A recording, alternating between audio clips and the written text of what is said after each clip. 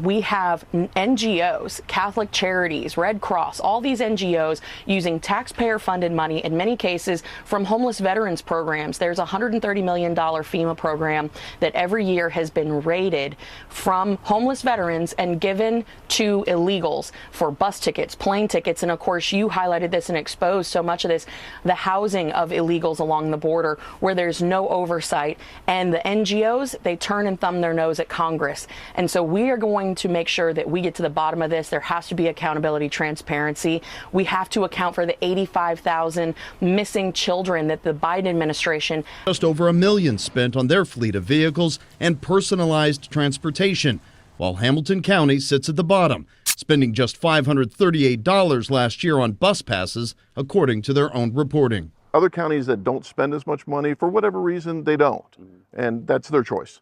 But I want to maximize the effort that we can do for our veterans. I wanted to know how much of your tax dollars each county spends, so I took a look at their budgets, and it was clear that not every Veterans Service office gets to play in the same pool of money.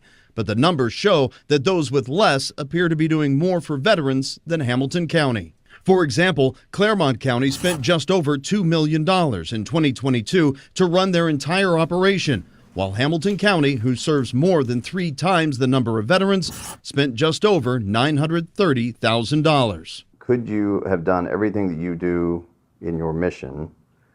Could you do that with $930,000?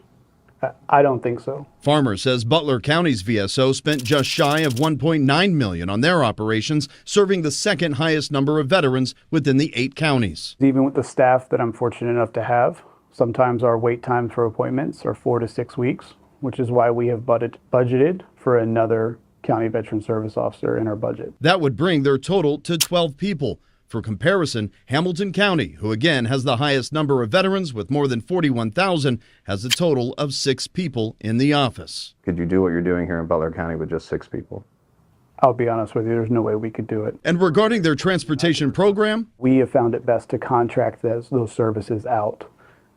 And they provide door-to-door transportation. They spent over $250,000 transporting more than 2,200 veterans. I reached out 4 different times to the Hamilton County VSO's office to speak to the executive director, William Betcher, who's been there since 1991. I wanted to talk about their overall operations and what they offer veterans. His administrative assistant called me back, left me a voicemail, and told me he didn't have time to talk, and instead referred me to their website. Eventually, the Hamilton County Veterans Service Commission president, Bob Brewster, who oversees operations, agreed to sit down with no cameras. A final phone call also didn't result in any